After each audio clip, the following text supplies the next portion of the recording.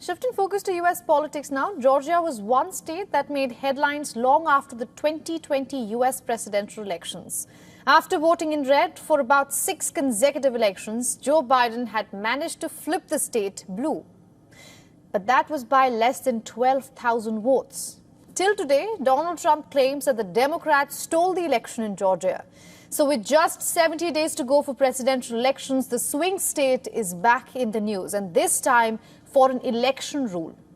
Georgia State Election Board has adopted a new rule that allows officials to refuse to certify an election. What this means is that some local election boards can choose to refuse to certify the results, and the immediate after effect would be a delay in finalizing poll results. The state and National Democratic parties have sued the state board for this, and they are arguing that the rules violate an existing law that makes certification a mandatory duty and not a choice. Democrats further accuse the body of exceeding its legal authority. Georgia State Election Board is now dominated by allies of Donald Trump, and those in support are arguing that County Election Board is just fulfilling its duty, noting that each board member must swear an oath to compile quote-unquote truth and perfect results. Georgia is one of the most heated political battlegrounds in this election. Democratic presidential duo Kamala Harris and Tim Walz are going to be in the state this week, and Georgia was one of the first stops by Trump and J.D. Vance after the Republican convention.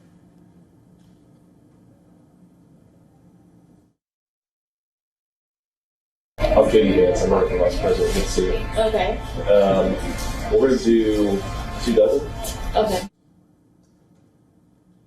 And as you saw, sometimes leaders even make a donut pit stop in Georgia. And understandably so. Look at how Georgia has voted in the last 5 elections.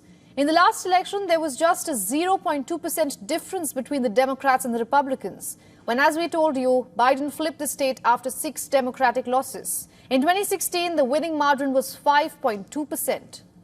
In 2012, 7.8%.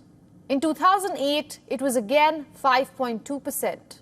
And lastly, in 2004, there was a 16.6% difference, the largest in the 5 elections we are looking at.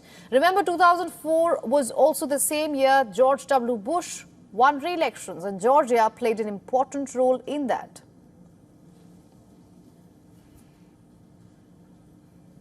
For all the latest news, download the WION app and subscribe to our YouTube channel.